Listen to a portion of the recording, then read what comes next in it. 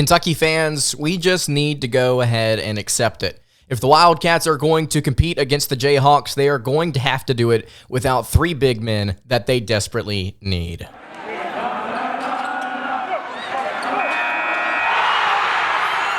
You are Locked On Kentucky, your daily podcast on the Kentucky Wildcats. Part of the Locked On Podcast Network, your team every day. All right, what's going on, Big Blue Nation? Welcome on in to Locked On Kentucky, your daily Kentucky Wildcats podcast. I'm your host, Lance Dawe, writer for Sports Illustrated for various SEC-related things. But on this podcast, we take a dive into all things Kentucky athletics. Today's episode is brought to you by Game Time. You can download the Game Time app, create an account, and use code LOCKEDONCollege for $20 off your first purchase. On today's episode of Locked On Kentucky, we are going to be discussing the big three for the Wildcats: Zvonimir Ivisic, Aaron Bradshaw, and Ugonna Onyenso.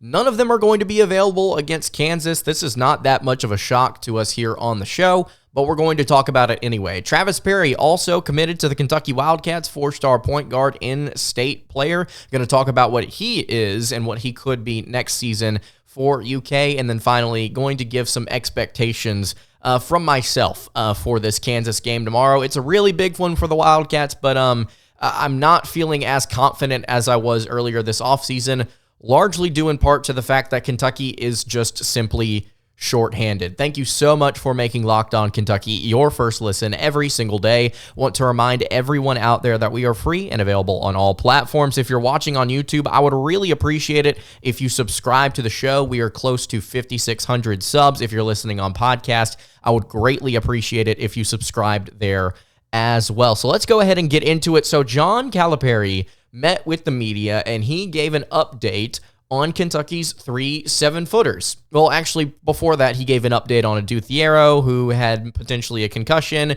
According to Coach Cal, Thiero will be okay. He expects him to play tomorrow in Chicago versus Kansas, but there will be no Aaron Bradshaw, as we did potentially get a little bit of hope over the weekend after Bradshaw posted a cryptic message to his Instagram story about potentially being back at some point. I didn't really take a whole lot of stock in that, and here we are getting word from the head man that he is not going to be available to play. If they somehow pull a surprise and say, oh yes, Bradshaw is actually available, I'll be very pleased. I don't think it's going to happen. I think the information that we've been given up until this point reflects that. So Aaron Bradshaw, your 7'1" power forward that you brought in to be one of the twin towers that you have down low, you are not going to have him tomorrow. And that really does sting because of the versatility that he brings to your lineup and the abilities that you would then therefore have with your already shorthanded rotation. You'd be able to kind of shift some guys around,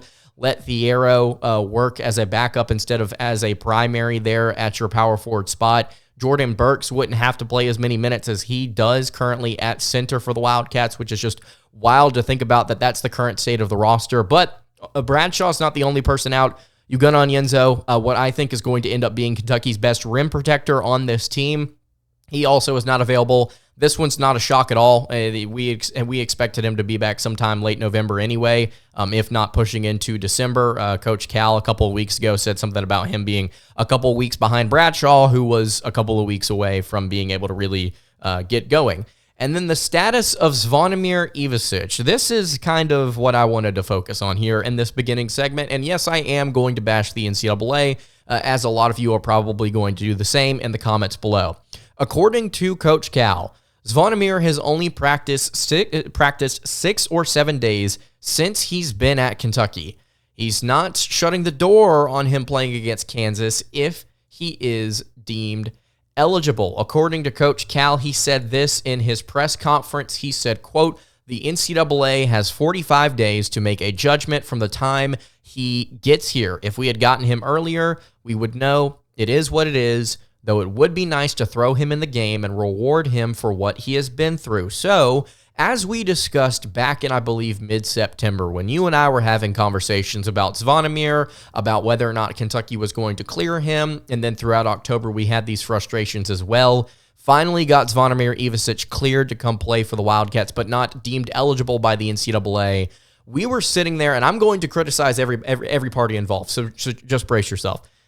This all, I think, comes back to Kentucky's admissions office. I blame this on the admissions office. And I know that there are going to be a lot of you out there. Some of you maybe work in the field that I do that may question that may say, come on, man, you understand the different things going on, or that there was a lot more behind the scenes than we truly understood. And here's what I'm going to sit here and tell you today. I don't care what happened. All I know, as somebody that has been watching Kentucky basketball for quite some time, watching the sport for quite some time, and I think all of you would agree with this, the university is a basketball school. Kentucky is a basketball school. It is one of the best college basketball programs in the country. If your coach, if your formerly national championship winning coach sees fit to try and bring in a player to come to the school, to make the school money at the end of the day, you should prioritize, therefore, making sure that he gets into your system, gets approved, and then is able to come play for your school, especially considering your stinking university has a 95% acceptance rate. How on earth was this admission staff so incompetent as to not understand what the long-term ramifications are for a player like this, for your program and your team that makes you money? How is that so hard to grasp? You should be able to get the process moving further along quicker than it did initially. I am so frustrated with the way that this ended, and it feels like there are portions of this, it may not be the entire story, there are portions of this where it ended up just simply being a university's pride. Well, we're not going to let him in because he doesn't know English well enough. He can't speak it, he can't write it, and yet the University of, I want to reiterate this, Kentucky has a 95% acceptance rate. It blows my mind that it took that long. But you know what? We got him. Hey, we got him coming in. Awesome. But now we get to see some more problems because the NCAA as an organization, we all know, is incompetent. They have no ability to be competent. They never will be competent. And so we will continue to have to deal with this moronic institution on top of the fact that you had a slow-going admissions office. Of course, it's academia. And here we are now breathing in the ramifications and spinning back out this crap that Calipari's throwing at us, where it's just like, well, if we got him in earlier, we wouldn't have known. Is what it is. And here we are outside of Ivisic. The reason you brought him in is to have better depth because your 2 7-footers are already out to begin with because you couldn't keep them healthy, understandably so. It's just all so frustrating. And it goes back to, I think, the admissions office. If you had gotten this thing straightened out quicker than you had, we would not be sitting here complaining about this, worrying about this, and you would have a 7'3", 7'4", gigantic, very talented basketball player going to compete against the best team in the country. And if you beat this team, do you understand what starts to form here? Let's pull up KenPom real quick, shall we? Let's pull this up real quick here in the first segment. I did not expect to get on a tear here at the beginning. Let's just try and check this one out. It's trying to ask me to... Okay, so here we go. You beat Kansas. Congratulations, you're 3-0, and you have a guaranteed quad 1 victory that's going to allow you to do things in the postseason. The thing your fan base is begging your basketball team to get better at, winning in the postseason. So you've already got a shoe in to maybe pick up some more wins that are just as good, if not maybe better, with teams like Gonzaga or teams like Alabama at the end of the year. But you've got Kansas on your resume. Congratulations. You're probably going to get a better seed because you beat this team early in the year. But what does it do for your ticket sales? What does it do for your home court attendance? What does it do for the engagement? The past 5 years of this program, Kentucky has done jack that has meant anything to the fan base that keeps coming back, and that's why they're so frustrated right now. And so if you cannot get a kid cleared to play early in the season against a team that matters, and a game that matters, you are costing yourself.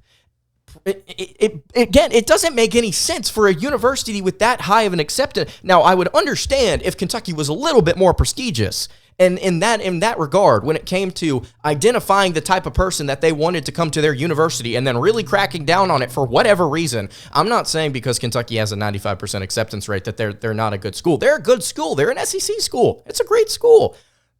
But you let people in. You let people come there. And yet you didn't let somebody who is going to possibly alter the course of this season in It does not make sense to me. It does not make sense to me. It does not make sense to me. This is the player that you could have definitively had back.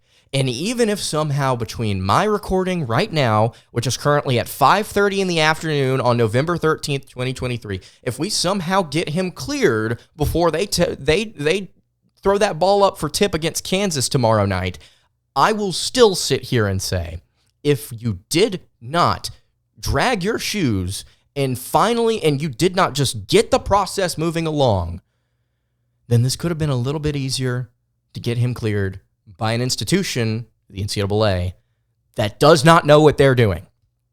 At least it feels like it doesn't. They could be sitting there knowing, okay, well, we have an opportunity to display our power here to let everybody know that thinks we are just some throw under the rug organization, that we can sit here and let everyone know, hey, we're still in charge. We still control things. We still let everybody know what's going on here, and we're going to go do this as an act of power. Same thing with the Tez Walker situation at UNC. Same thing with a couple of other college football players at the beginning of the year. We're just going to let this Zvonimir kid in Kentucky know, hey, we can do whatever we want with you, and we'll clear you when we say we want to clear you, because we can. That could be the case here. Or they could just be sitting there with a thumb up their butt thinking about how they can screw another kid over that's wanting to go play college athletics. This is the most ridiculous thing with Zvonimir Ivisic, and I'm so frustrated with it. You got 45 days, by the way, according to Tristan Ferris at Tristan UDA on Twitter. He was admitted to the university on October 4th. So November 18th would be the end date there to get an answer. It could be here though the fact that he arrived on campus on the 12th of October. So 45 days after that is November 26th. We're not quite sure which timeline is correct there, the 18th or the 26th. But point being, you should get an answer by the end of the month on Big Z. Thank goodness, because let's take a look here one more time. November 26th. Let's see how many games you're going to play up until that point. You will have played Marshall, St. Joseph, Stonehill. Awesome. So that will be a couple of days before the Miami game. So we should have an answer before the Miami game about whether or not Zvonimir Ivisic is going to play. Bradshaw at that point could honestly be back. I would expect him to be very close, if not returning to practice for Kentucky. But this is ridiculous. This is frustrating. It's just so annoying because you have a really, really, really, really, really good chance here to get one back from last season, obviously, which is less important here. This is less about Kansas and more about just like getting back on track, doing something for your fan base that makes them feel good, giving this fan base hope, giving this program hope. You could have had it. Kentucky could have had it. But because of injuries and people deciding to be slow in the way that they want to process through things, and I truly do believe part of this is it is a decision to make this as slow and as grueling, as frustrating as it has been with Big Z. I fully believe that. So if you've got any thoughts on Big Z, Aaron Bradshaw, Ugonna Onyenso not playing tomorrow, you can leave that in the comments below. I'm going to dive back into this later in the show about my expectations for the game tomorrow, but you can leave your thoughts in the comments below. So I want to get into a more positive thing. Travis Perry, committed to Kentucky, not the flashiest kid in the world, but what does he do for the Wildcats? I think it could be very exciting next season in the backcourt. Before I dive into all of that, I want to tell you guys about our friends over at Game Time. Let's say you're trying to get some tickets to Rupp Arena to maybe see that Miami game here in a couple of weeks. Maybe you're trying to see a game before that, Stonehill, St. Joseph's, UNC Wilmington as well. If you're trying to find last-minute tickets, you should not have to worry about it. You need to go over to Game Time. It's the fastest and easiest way to buy tickets for all different sporting events. On top of that, they got other events as well. Music, comedy, and theater near you. Killer last-minute deals on all-in prices. View from your seat as well. And then they have a best price guarantee. It takes the guesswork out of buying tickets. They've got zone deals. You can pick the section, and Game Time can pick the seats for you for an average of an 18% savings there. And the Game Time guarantee, like I mentioned, means you'll always get the best price. And if you find tickets in the same section in row 4 less, Game Time will credit you 110% of the difference. You need to check out Game Time and take out all of the stress when it comes to trying to buy last-minute tickets. Download the Game Time app, create an account, and use code LOCKEDONCollege for $20 off your first purchase. Terms apply. Again, create an account and use code LOCKEDONCollege for $20 off. You need to download Game Time today. It is last-minute tickets, lowest price, guaranteed. All right, continuing along here on the Monday edition of Locked On Kentucky, Lance Dawe hanging out here with you Really appreciate you making Locked On Kentucky your first listen every single day. If you've not subscribed to the show already, whether that be on podcast or on YouTube, I would really appreciate it if you went ahead and did so as we're getting the season underway. Hey, it's going to be a perfect time to subscribe. Hop on the train. It's going to be a lot of fun this season. Even though we've got some frustrations now, I do have some more positive things to say when talking about the expectations about this Kansas game here in just a minute. Before I do that, though, I want to tell you about Travis Perry, the latest commitment of the Kentucky Wildcats. So if you did not see this yesterday on Sunday afternoon, Travis Perry, a four-star point guard out of Kentucky, out of Eddyville, Kentucky, Lyon County High School, he committed to UK. I was not expecting this. I think a lot of people on the beat were not expecting this. Cincinnati was, I think, the in the lead here, quote unquote. Missouri, Michigan, Ole Miss, I think, according to his 24/7 Sports page, but out of Eddyville, Kentucky. According to the 24/7 Sports composite, he is the number 80 overall player, the number 6 point guard, and the best player in the state of Kentucky. The composite has him rated a little bit higher than what 24/7 Sports actually believes he is. 96.7 is where he rates in the composite, and then according to 24/7 Sports as an individual ranking there, 91 is his ranking. But he's still a 4-star, still a solid 4-star. 6'2", 170 pounds, not really when it comes to build or style of gameplay. The first thing that I wrote down in my notes whenever I started watching him, he's not very flashy. He's just not. No flash, no sparkle. The dude is not flashy.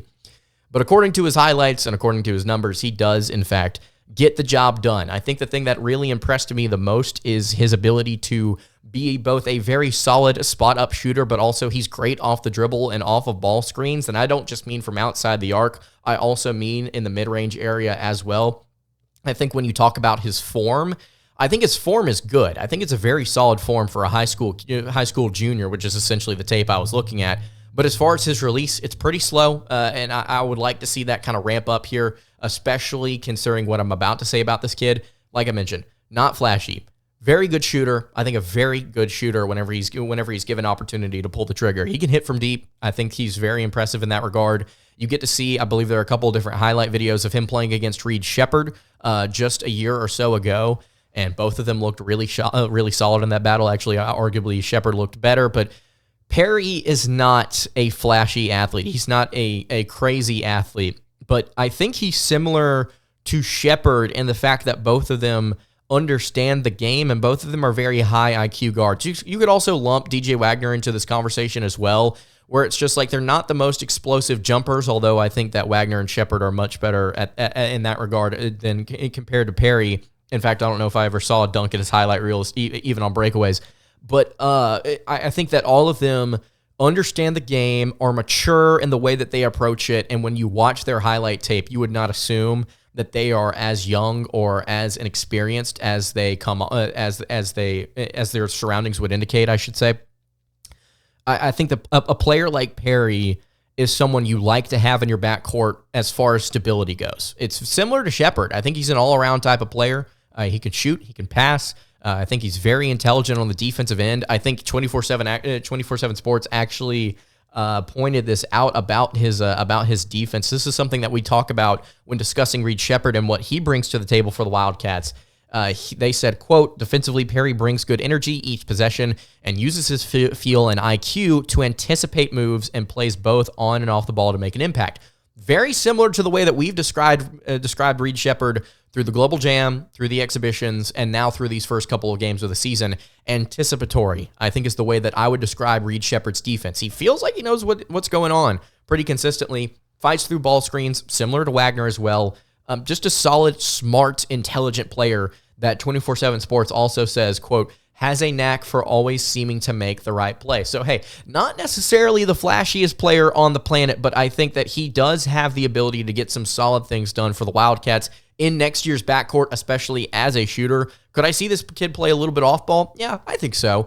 I also want to see, as far as his finishing and as far as like his aggression, again, I keep using the word, not a lot of sparkle, not a lot of flash. I want to see this kid in a college setting to see how he actually does perform. I'd be curious to that. Not saying that I have my doubts. I'm just saying, how does that stack up? Because Sheppard translated very well. Does Perry actually take that step as well? And then also you have to consider for next year's squad, if Sheppard does come back, which I would expect that he does, I would hope that he does, you would have him, and then you would have Perry, two homegrown kids here in the state of Kentucky. Would absolutely love to see the fanfare surrounding that backcourt next season. I think a lot of people would be excited about it. I would too. Travis Perry, 4-star guard. Excited to see the stability and the comfort that both him and Sheppard bring to the backcourt next season. I saw a tweet from Sean Venzel, Hoops Insight, friend of the program. He tweeted out talking about how Kentucky's had like 83 possessions or something like that with Reed Sheppard on the floor, and they have had one turnover. I can't remember the exact number of possessions, but they've only had one turnover, and Sheppard committed it himself.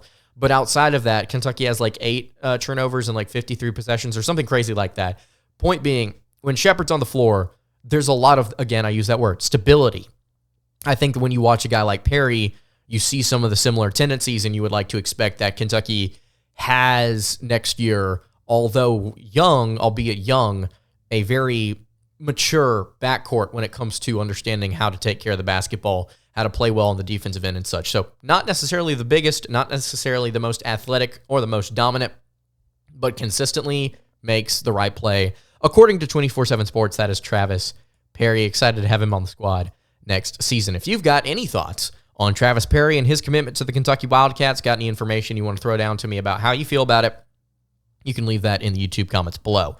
All right, I want to get to expectations that I have for Kentucky's game tomorrow against Kansas. I'm probably going to reiterate some of these in the preview episode that I do tomorrow morning. If you want to leave your thoughts on this game either here or there, please feel free to do so. I'm very curious to see how you guys feel about this matchup. I've got some interesting thoughts. Before I dive into that, though, I want to tell you guys about our friends over at Jace Medical. There is a lot of uncertainty in the world, and it's important to be prepared. And you can do that with Jace Medical because they have the Jace case. It's a personalized emergency medication kit that contains 5 essential antibiotics that treat the most common and deadly bacterial infections. You can also customize your case and add additional life-saving medications based on your unique needs. All it takes to get a Jace case is to fill out a simple online form, and in some cases, jump on a quick call with one of their board-certified physicians. You can get ongoing care from their physicians on any treatment-related questions. It is doctor-created, doctor-recommended. You can choose the medications that best fit you and your family's unique needs by going to jacemedical.com and entering code LOCKEDON at checkout for a $20 discount on your order. Again, that's promo code LOCKEDON, LOCKEDON, at JASEmedical.com. Don't get caught unprepared. All right, wrapping up the Monday edition of Locked On Kentucky. Lance Dawe hanging out here with you. I really appreciate you one more time listening to Locked On Kentucky. Excited to have you guys along here on the ride to begin the season. Subscribe wherever you are listening or watching. All right, I've got expectations for Kentucky versus Kansas. We'll start with the negatives, end with the positives, because I think there are positives to take away from this one. The first thing I think we should all be aware of heading into this contest against what could end up being the best team in the nation, and I'm not saying that just because of the fact that they've dominated their first 2 games against very bad opponents. Who cares? It's the personnel that they have. It's the coach. It's the organization. But Kentucky is undermanned. That's what we need to understand here. Kentucky is an undermanned team. This is an undermanned, short-handed team. I'm going to continue to emphasize that as we get closer to this game and as we get past this game into future non-conference competition. Because once you get to that Miami game and you possibly don't have, let's say you don't have Ugonna, you don't have Big Z, he's still not been cleared, and you only have the one. You've got Aaron Bradshaw back there. You'll still sit there and say, okay, this is not the Kentucky team we expect to see a couple of months from now. Let's go ahead and just accept the fact that Kentucky has to play without their entire rotation. You're not going to see Kentucky pull out all the stops tomorrow because they have a bunch of depth. You're not going to see it. You also may see, because of the fact that you only have 7.5 players because Adu Thiero is expected to go, you could see Kentucky get into foul trouble and just literally not be able to do anything about it. You've got 8 scholarship players. You got 3 that can come off the bench for you. You cannot afford to get into foul trouble against a team like Kansas that is going to consistently test you at the rim. could get ugly in that regard. Who knows? I'm going to tell you 3 reasons tomorrow why I think Kentucky may win this game. I've got some positives as well, so make sure you stay tuned for that. But this is an undermanned team. That's the first thing I want to say as far as the expectations here. This is also a young team. Statistically, I think it's been very impressive the way that Kentucky has handled themselves despite their inexperience in youth. But this still is a very young team. It's a bunch of freshmen, and now they're getting the biggest test of them all. Sure, you played against a bunch of really good teams in Canada, and you've gotten a couple of exhibition games and now a couple of games where one of them you had some legitimate adversity for an entire half. But now you get to play against what could be the very best team in the college basketball this year, with a player you missed out on in the transfer portal that's 7'1", can shoot the three, and is dominant around the rim. Looks really good in Bill Self's offense. This is a young team that may struggle with that. On top of that, I don't want to say comparatively. Also on top of that, Kentucky's lack of height does bring a little bit of concern. How do these guards defensively handle some of these bigger wings that they're going to get switched onto? It's going to happen. KJ Adams, guys like Hunter Dickinson as well down low. You're going to see guys like McCullough for Kansas be a legitimate problem. How do you handle that? Last year, Kentucky didn't have a really good small forward or power forward to handle Jalen Wilson. He's not here anymore, but still, how does Kentucky attack these lengthier wings and guards for Kansas? Sure, you've got a lot of really aggressive, high scoring ability guards yourself, but defensively, how do you handle this being shorthanded, being inexperienced? What does this team look like? How is their mental throughout this game? I'm really curious to see that as well. And then the final thing I want to get to here, as far as my expectations, it's an undermanned team, it's a young team, and if Kentucky does win this game, if they somehow manage to pull this one off, I think that this is just proving that they are not back, but they are a competent team. And I think that that's still true, but I think it really does solidify it in not just our minds, but I think in the minds of everybody watching college basketball. Kentucky over the past few seasons, I said at the beginning of the show, Kentucky has been lacking when it comes to what they are actually accomplishing in the postseason. They've also been lacking when it comes to what they're accomplishing within their own conference, the SEC, because they've struggled to not just win the SEC regular season, but also to win the SEC tournament for 4 or 5 years now. I believe we had Andy Patton on the show last week. We're going to have him on again this week. About talking with him, we realized, hey, it's been like 5 years since Kentucky has won in the NCAA or in the SEC tournament. It's been like 7 years since they've actually done anything for the regular season, not named surrounding the COVID year. So Kentucky, I think, is a competent team. I think they are. Absolutely, I think they are. I think these guards are very mature for their age. You could see them slip up in this matchup still. I think that Kentucky has a couple of very solid veterans in Antonio Reeves and Trey Mitchell. They could play awful in this game. I don't know. They could also go combine for 40 points and be the reason Kentucky wins. Who knows? But I think at the end of the day, win or lose, it's not the end of the world. It is not the end of the world. It's also not the beginning of a new one if Kentucky somehow manages to take this team down shorthanded. You need to understand this right now is a good team. They are just not fully healthy. They are not all together yet. The pieces of the puzzle, they're in the mail right now, and they're going to be shipped once you finally get them from the manufacturer that forgot to put them in the box in the first place. Let's just give it a moment. Let's watch this game. Let's appreciate it. Let's pay attention to how Kentucky battles in this one, win or lose, and if they're able to somehow pull it off, we'll celebrate. And I think it'll be huge for you moving forward as far as fan support, like I said earlier, as far as engagement, and as far as what it does for your NCAA tournament resume. So if you've got any thoughts on the game tomorrow, I'm going to break it down in full about what we need to expect about the Kansas offense and defense as well, how Kentucky matches up. I think it could potentially get out of hand, just to be honest with you, because of what Kansas likes to do.